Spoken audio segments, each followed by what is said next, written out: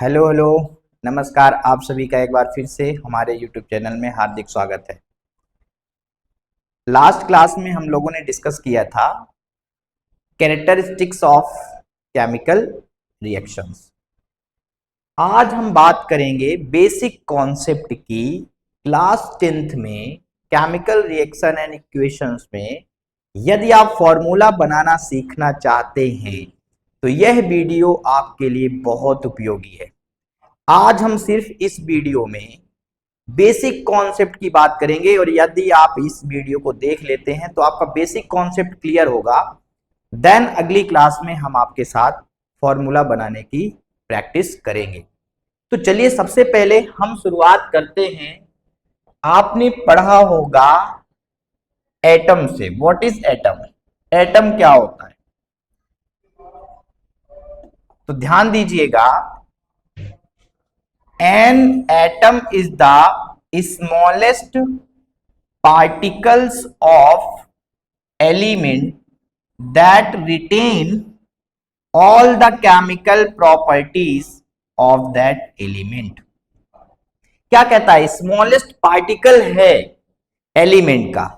मान लो हमारे पास हाइड्रोजन एक एलिमेंट है। क्या है?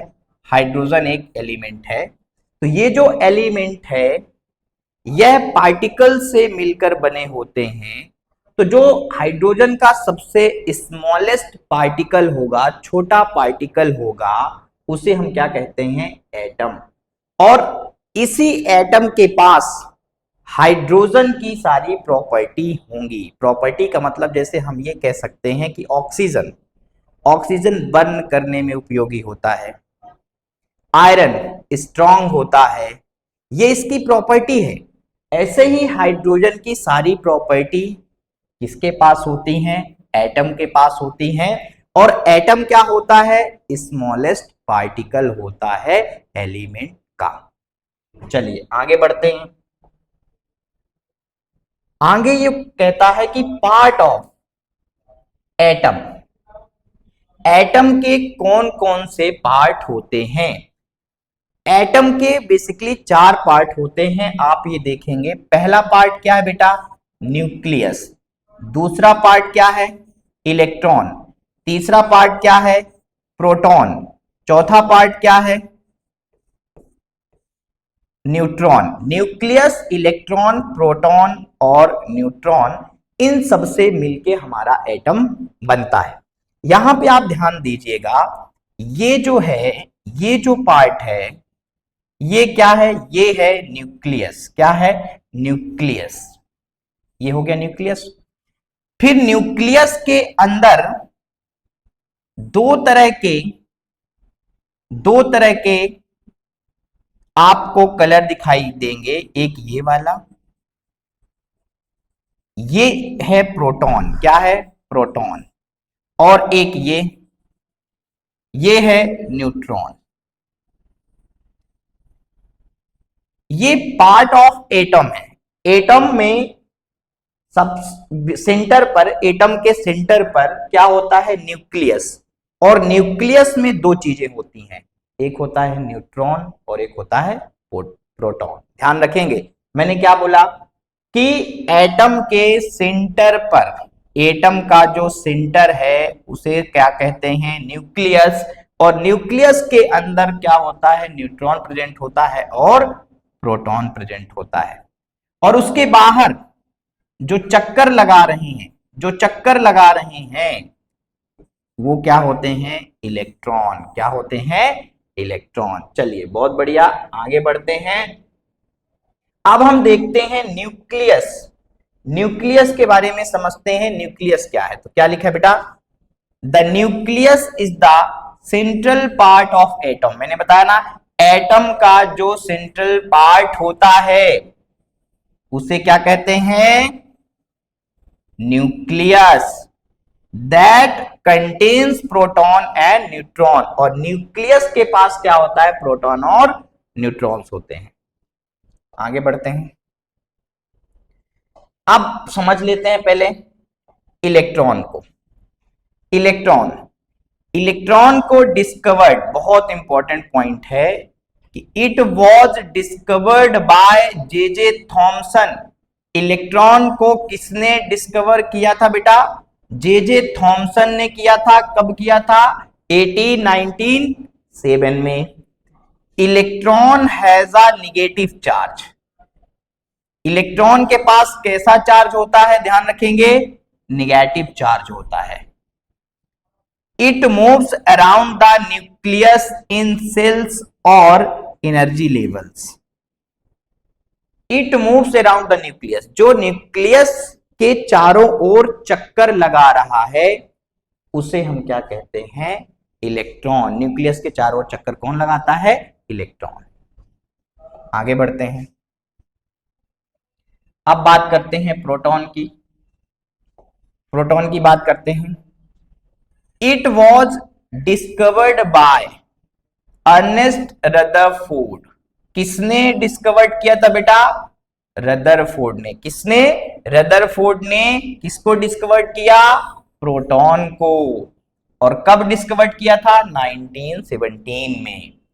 प्रोटॉन हैज पॉजिटिव चार्ज, और इसके पास कैसा चार्ज होता है? Positive.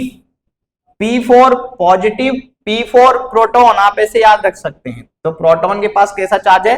Positive. It is found in the nucleus of the atom. Atom के न्यूक्लियस के अंदर पाया जाता है। न्यूक्लियस के अंदर होता है कौन? प्रोटॉन। आगे बढ़ते हैं, प्रोटॉन के बाद न्यूट्रॉन की बात कर लेते हैं। अब न्यूट्रॉन में सबसे पहले डिस्कवर्ड याद रखना है कि न्यूट्रॉन को किसने डिस्कवर्ड किया? जेम्स चैडविक ने। किसने? जेम्स चैडविक ने किसको डिस्कवर किया था? न्यूट्रॉन को। कब डिस्कवर किया था? 1932 में। Neutron has no charge.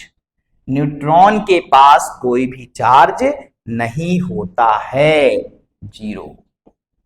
आगे, it is found in the nucleus of the atom. ये भी एटम के जो न्यूक्लियस होते हैं, न्यूक्लियस में पाया जाता है। तो बेसिकली हमने डिस्कस कर लिया इलेक्ट्रॉन, प्रोटॉन, न्यूट्रॉन। इलेक्ट्रॉन पर निगेटिव चार्ज, प्रोटॉन पर पॉजिटिव चार्ज, और न्यूट्रॉन पर कोई भी चार्ज नहीं होता। आगे बढ़ते हैं, अब समझ लेते हैं एलिमेंट्स क्या है। आप सुनते हैं एलिमेंट एलिमेंट, एलिमेंट की डेफिनेशन समझिए। An element is a pure substance made up of only one type of atoms। जब एक ही तरह के एटम से कोई सब्सटेंस बनता है तो वो क्या कहलाता है? एलिमेंट। ध्यान दीजिए, एक ही तरह का एटम होना चाहिए। अगर उससे हम बना रहे हैं कोई सब्सटेंस तो क्या कहलाता है? एलिमेंट कहलाता है। जैसे हाइड्रोजन, जैसे हाइड्रोजन। हाइड्रोजन में एक ही तरह के एटम्स होते हैं, ऑक्सीजन में एक ही तरह के एटम होते हैं, इसलिए हाइड्रोजन और ऑक्सीजन को हम क्या कह सकते हैं? ये क्या है? एलिमेंट हैं। क्या है? एलिमेंट हैं। आगे समझते हैं। एलिमेंट के बाद मॉलिक्यूल। अगला टॉपिक है बेटा मॉलिक्यूल। मॉलिक्यूल की डेफिनेशन देखते हैं। अ मॉलिक्यूल इज टू और मोर एटम्स केमिकली बॉन्डेड टुगेदर। जब दो या दो से ज्यादा एटम एक साथ आते हैं, जब दो या दो से ज्यादा एटम एक साथ आते हैं तो फिर वो क्या कहलाता है? मॉलिक्यूल कहलाता है। फॉर एग्जाम्पल, वाटर को देखिए आप, वाटर H2O, आप देखेंगे H2O जो वाटर है वह एक मॉलिक्यूल है। क्यों? क्योंकि इसमें हाइड्रोजन के दो एटम, ऑक्सीजन का एक एटम शामिल है। हाइड्रोजन के दो एटम और ऑक्सीजन का एक एटम शामिल है। तो जब दो या दो से ज्यादा एटम एक साथ आते हैं तो फिर वो क्या कहलाता है? मॉलिक्यूल कहलाता है। आगे बढ़ते हैं, टाइप्स ऑफ मॉलिक्यूल। मॉलिक्यूल दो टाइप के होते हैं। कितने टाइप के होते हैं बेटा मॉलिक्यूल? दो टाइप के होते हैं। आप देखेंगे तो पहला टाइप है होमो एटॉमिक मॉलिक्यूल। क्या है? होमो एटॉमिक मॉलिक्यूल। और दूसरा टाइप है बेटा हेट्रो एटॉमिक मॉलिक्यूल। होमोएटॉमिक और हेट्रोएटॉमिक। समझ लेते हैं होमोएटॉमिक क्या है। A homoatomic molecule is a molecule made up of atoms of the same element only। जैसे यहां ऑक्सीजन है, क्या है, ऑक्सीजन है, एक ये एटम, एक ये एटम। जब सेम एलिमेंट के एटम, सेम एलिमेंट के एटम एक साथ आते हैं तो फिर वो क्या है, होमोएटॉमिक molecule. A heteroatomic molecule is a molecule that are made up of atoms of different elements। जब अलग अलग एलिमेंट के एटम्स एक साथ आते हैं तो फिर वो क्या कहलाता है, हेटेरोएटॉमिक। जैसे H2O अलग अलग एलिमेंट है, हाइड्रोजन अलग एलिमेंट है, ऑक्सीजन अलग एलिमेंट है, इनके एटम्स एक साथ आते हैं तो फिर वो क्या कहलाता है, हेटेरोएटॉमिक मॉलिक्यूल। नोट करके एक पॉइंट आप लिख सकते हैं, ध्यान रखिएगा। अगर मैं पूछूं कंपाउंड तो आप समझिए कि ये कंपाउंड भी है, H2O क्या है, कंपाउंड भी है। इसका मतलब जितने भी कंपाउंड होते हैं, जितने भी कंपाउंड होते हैं वो मॉलिक्यूल हो सकते हैं, जितने भी कंपाउंड होते हैं वो मॉलिक्यूल हो सकते हैं। लेकिन तुम ये बोलो कि सर क्या हर मॉलिक्यूल कंपाउंड होगा, नहीं। जैसे कि O2, O2 क्या है, मॉलिक्यूल है, लेकिन यह कंपाउंड नहीं है, कंपाउंड नहीं है। तो हम ये कह सकते हैं कि सर हर एक कंपाउंड मॉलिक्यूल हो सकता है, बट हर एक मॉलिक्यूल कंपाउंड नहीं हो सकता। इसे आप नोट करके लिख सकते हैं। आगे बढ़ते हैं। एटॉमिक नंबर, ध्यान रखेंगे एटॉमिक नंबर को हमेशा किससे रिप्रेजेंट करते हैं बेटा, जेड से। किससे रिप्रेजेंट करते हैं, जेड से। The atomic number of an element is the number of protons present in the nucleus of one atom of that element. मान लो कोई एक एलिमेंट है, क्या है, एलिमेंट। अब ये जो एलिमेंट है किससे मिलकर बना है, एटम से। इस एटम में क्या होता है सर, न्यूक्लियस होता है। क्या होता है सर, न्यूक्लियस होता है। अब इस न्यूक्लियस के अंदर, इस न्यूक्लियस के अंदर जो प्रोटॉन प्रेजेंट है, जो प्रोटॉन प्रेजेंट है, जो प्रोटॉन का नंबर है, प्रोटॉन की संख्या है, उसी को हम क्या कहते हैं बेटा, उसी को हम कहते हैं एटॉमिक नंबर। जो एलिमेंट्स हैं, एलिमेंट्स किससे मिलकर बने हैं सर, एटम से मिलकर बने हैं। एटम में क्या होता है सर, न्यूक्लियस होता है सर, और न्यूक्लियस के अंदर क्या होता है सर, प्रोटॉन। तो जो प्रोटॉन की संख्या है सर वही क्या कहलाती है बेटा, एटॉमिक नंबर कहलाती है। आगे बढ़ते हैं। अब यहां पे हमने आपके लिए कुछ एलिमेंट्स और उनके एटॉमिक नंबर लिखे हुए हैं, आप उनको एक बार देख लीजिए, स्क्रीनशॉट ले लीजिए। इनकी बहुत सारी ट्रिक हैं, लेकिन ट्रिक याद करने की जरूरत नहीं बेटा। आप कम से कम 30-35 एलिमेंट्स हैं, आपको जो प्रॉफिट करेंगे क्लास 10th में आप उनको याद कर लीजिए। अगर मान लीजिए कोई 20 से कोई आ गया, मान लीजिए क्लोरीन आ गया, तो क्या आप ट्रिक लगाने बैठेंगे, नहीं। ट्रिक पर विश्वास मत कीजिए, आपको ये याद होना चाहिए। जैसे एक बार मैं रीड कर देता हूं, आप देखेंगे। हाइड्रोजन, हाइड्रोजन को किससे रिप्रेजेंट करते हैं, H से, atomic number 1। Helium atomic number 2, lithium 3, beryllium 4, boron 5, carbon 6, nitrogen 7, oxygen 8, fluorine 9, neon 10, sodium 11, magnesium 12, aluminium 13, silicon 14, phosphorus 15, sulphur 16, chlorine 17, organ 18, potassium 19, calcium 20 के आगे भी हैं। यदि हम आगे बात करें 21 से, scandium 21, titanium 22, vanadium 23, chromium 24, manganese 25, iron 26, cobalt 27, nickel 28, copper 29 और जिंक कितना हो जाएगा बेटा 30। 30 के बाद सिर्फ आपको यही एलिमेंट्स हैं जो याद रखना है। आपके 10th में यदि आपने ये 5-6 एलिमेंट याद कर लिए एक्स्ट्रा 30 के बाद तो आपका काम हो जाएगा। जैसे ब्रोमीन एटॉमिक नंबर 35, सिल्वर को एजी लिखते हैं, क्या लिखते हैं एजी 47, टिन को एसएन लिखते हैं 50, आयोडीन को आई लिखते हैं 53, गोल्ड को एयू लिखते हैं 79, मर्क्यूरी को एचजी लिखते हैं 80, लेड को पीवी लिखते हैं 82। यदि आपने इतना नोट डाउन कर लिया है और इतना याद कर लेंगे तो आपका काम हो जाएगा। आगे बढ़ते हैं। अब हम समझते हैं इलेक्ट्रॉनिक कॉन्फ़िगरेशन। ये क्या है तो समझना आप। Electronic configuration is the arrangements of electrons in different cell or energy level around the nucleus of an atom। समझना ये क्या है न्यूक्लियस है। क्या है न्यूक्लियस, एटम का ये क्या है न्यूक्लियस। इसके आसपास आप देखेंगे ये सेल है। क्या है सेल है और सेल को एनर्जी लेवल्स भी कहा जाता है। तो इलेक्ट्रॉन का जो वितरण होता है, इलेक्ट्रॉन को जब हम डिवाइड करते हैं on the basis of cell, cell के आधार पर, तो उसे क्या कहा जाता है इलेक्ट्रॉनिक कॉन्फ़िगरेशन कहा जाता है। जैसे मान लीजिए 4 सेल होती हैं के एल एम एन, या फिर इनको 1 2 3 4 भी कहा जाता है। यहां पे मैं लिख देता हूं के एल एम एन।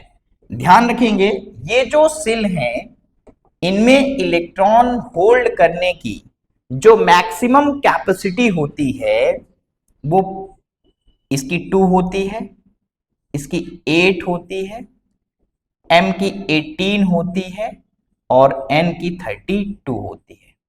पहले ऑर्बिट में, पहले शेल में मैक्सिमम 2 इलेक्ट्रॉन रह सकते हैं, देन 8 इलेक्ट्रॉन, m में 18 इलेक्ट्रॉन और n में 32 इलेक्ट्रॉन होते हैं।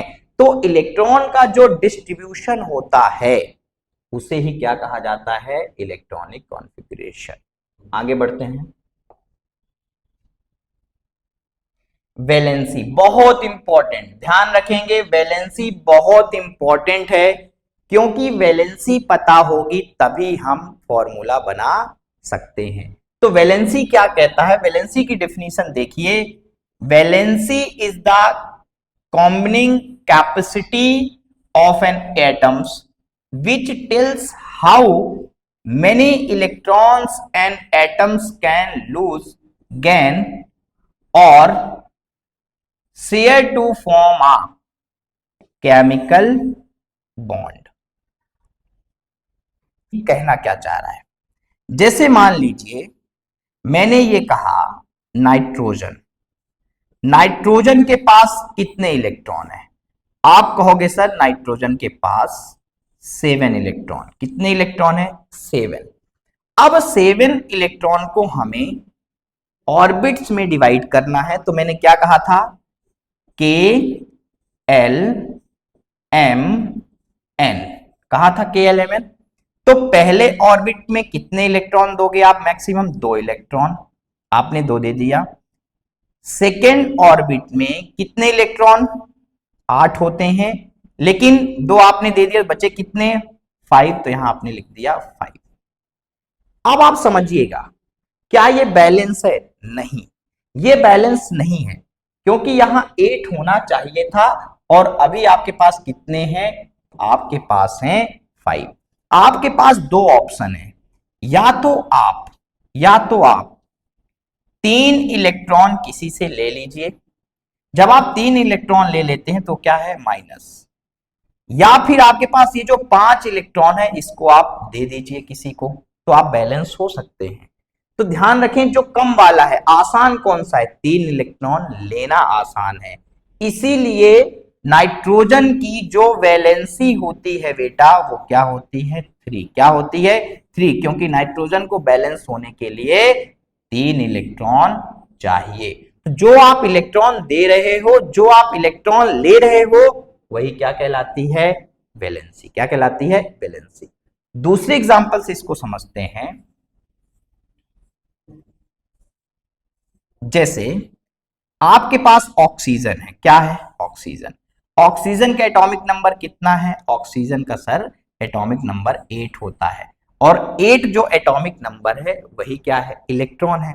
अब हम इलेक्ट्रॉन को जब डिवाइड करेंगे तो हमारे पास K L M N होगा। तो K के पास कितने इलेक्ट्रॉन चले जाएंगे बेटा 2। L के पास कितना चले जाएगा 8 जाना चाहिए, 8 होना चाहिए, लेकिन है कितने, क्योंकि 2 तो आपने के को दे दिया तो बचे कितने 6। अब क्या ये बैलेंस है। आप कहोगे नहीं सर ये बैलेंस नहीं है। इसके पास बैलेंस होने के दो रास्ते हैं। या तो ये 2 इलेक्ट्रॉन किसी से ले ले, या फिर अपने ये 6 इलेक्ट्रॉन किसी को दे दे। आसान कौन सा है 2 लेना या 6 देना। 2 लेना ज्यादा आसान है। इसीलिए ऑक्सीजन की जो वैलेंसी होती है बेटा वो क्या होती है 2 होती है। क्या होती है 2 होती है। तो ऐसे वैलेंसी आप निकाल सकते हैं, और निकालने से बेहतर है कि आपको वैलेंसी क्या होनी चाहिए याद होनी चाहिए। जैसे कि मैंने यहां पे वैलेंसी एटॉमिक नंबर के साथ टेबल लिखा हुआ है। आपको इस टेबल को याद कर लेना है ताकि फॉर्मूला बनाने में आसानी हो। जैसे हाइड्रोजन, हाइड्रोजन की वैलेंसी क्या है बेटा 1। हीलियम, हीलियम की वैलेंसी क्या है 0, क्योंकि हीलियम ऑलरेडी क्या है बैलेंस है। लिथियम, लिथियम की वैलेंसी कितनी होती है 1। बेरिलियम की वैलेंसी 1। बोरोन की वैलेंसी 3। ठीक है। कार्बन की वैलेंसी 4। नाइट्रोजन की वैलेंसी 3। ऑक्सीजन की वैलेंसी 2। फ्लोरीन की वैलेंसी 1। नियॉन की वैलेंसी 0। ये क्या है ऑलरेडी बैलेंस। क्या है ये ऑलरेडी बैलेंस है। और ऐसे ही हीलियम भी क्या है ऑलरेडी बैलेंस है। ठीक है बेटा। अच्छा ध्यान रखेंगे ये जो बेरिलियम है, बेरिलियम की वैलेंसी यहाँ पे 1 लिखी बेटा, लेकिन क्या होती है 2। क्या होती है बेरिलियम की वैलेंसी 2। आपको ध्यान रखना है। आगे सोडियम, सोडियम की वैलेंसी 1। मैग्नीशियम की वैलेंसी 2। एल्यूमिनियम की वैलेंसी 3। सिलिकॉन की वैलेंसी 4। फास्फोरस की वैलेंसी 3 भी होती है और 5 भी होती है। 3 भी होती है और 5 भी होती है। ऐसी सल्फर की वैलेंसी 2 4 6, आपको पहला वाला यूज करना है 2। क्लोरीन की वैलेंसी 1 होती ये भी है, लेकिन आपको 1 यूज करना है। आर्गन की वैलेंसी 0। पोटेशियम की वैलेंसी 1। कैल्शियम की वैलेंसी 2। स्कैंडियम की वैलेंसी 3। टिटेनियम की वैलेंसी 4। वेनेडियम की वैलेंसी 2। क्रोमियम की वैलेंसी 2। मैग्नीज की वैलेंसी 2। आयरन की वैलेंसी 2। कोबाल्ट की वैलेंसी 2। निकल की वैलेंसी 2। कॉपर की वैलेंसी 1। और जिंक की वैलेंसी कितनी होगी बेटा 2। तो ये आपको ध्यान रखना है। आगे चलते हैं। कुछ और एलिमेंट्स हैं उनकी भी वैलेंसी आपको याद रखनी होती है। जैसे कि आप याद करेंगे ब्रोमीन, ब्रोमीन की वैलेंसी क्या होगी 1। सिल्वर, सिल्वर की वैलेंसी क्या होगी 1। टिन, टिन की वैलेंसी क्या होगी 2। आयोडीन की वैलेंसी क्या होगी 1। गोल्ड की वैलेंसी क्या होगी 1। मर्क्यूरी की वैलेंसी क्या होगी 1। लेड की वैलेंसी क्या होगी 2।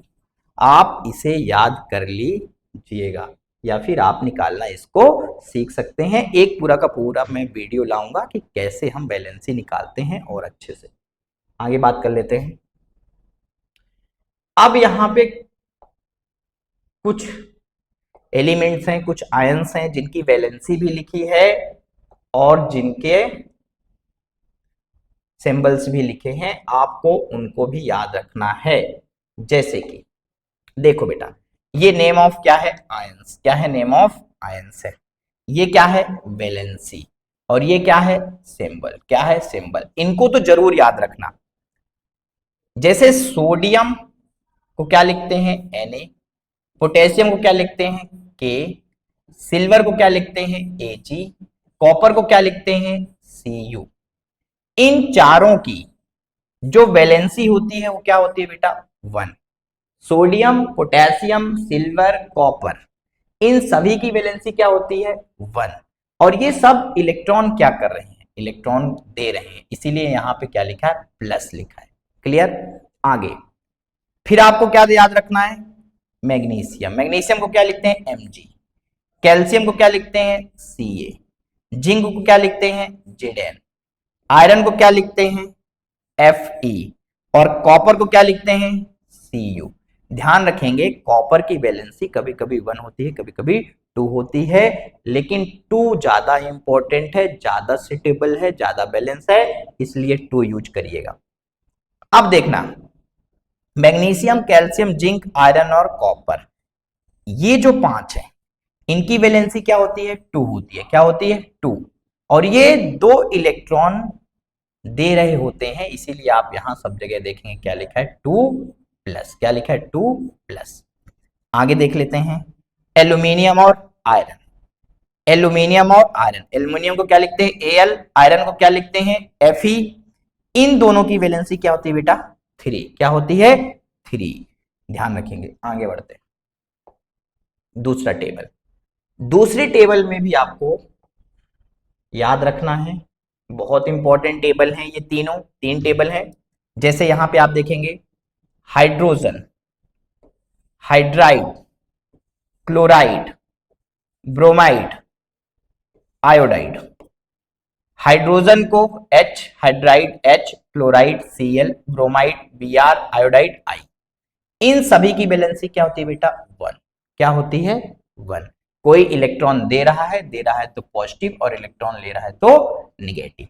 आगे ऑक्साइड, ऑक्साइड को O लिखते हैं, सल्फाइड, ऑक्साइड सल्फाइड, सल्फाइड को S लिखते हैं। ऑक्साइड और सल्फाइड की वैलेंसी क्या होती है बेटा 2। ऐसे ही नाइट्राइड, नाइट्राइड, ठीक है, इसकी वैलेंसी क्या होती है N लिखते हैं, इसकी वैलेंसी होती है क्या 3। क्या होती है 3। यहां देख लेते हैं, यहां पे आप देखेंगे अमोनियम, अमोनियम को NH4 लिखते हैं, हाइड्रोक्साइड को OH लिखते हैं, नाइट्रेट को NO3 लिखते हैं, NO3, हाइड्रोजन कार्बोनेट को HCO3 लिखते हैं। ये जो चारों हैं इन चारों की वैलेंसी क्या होती है बेटा 1। ऐसे ही कार्बोनेट को CO3 लिखते हैं, सल्फाइड को SO3 लिखते हैं, सल्फेट को SO4 लिखते हैं। तो कार्बोनेट, सल्फाइड और सल्फेट, इन तीनों की वैलेंसी क्या होती है 2। और लास्ट है बेटा फॉस्फेट, और फॉस्फेट को लिखते हैं PO4, और PO4 लिखते हैं, ऊपर आपको 3 लिख रहा है, मतलब 3 दिख रहा है, वो उसकी वैलेंसी है।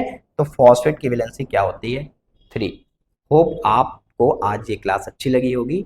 वीडियो को ज्यादा से ज्यादा शेयर करें, दोस्तों तक पहुंचाएं, सब्सक्राइब करें, लाइक करें, कमेंट करके बताएं तो वीडियो आपको कैसी लगी। अगली क्लास बहुत इंपॉर्टेंट क्लास होगी, ये तो बेसिक क्लास थी, अगली क्लास में हमें डिस्कस करेंगे कि आखिर में फॉर्मूला बनाते कैसे हैं, और आप यकीन मानिए अगली क्लास में आप हर एक फॉर्मूला बनाना सीख जाएंगे। तब तक के लिए थैंक यू।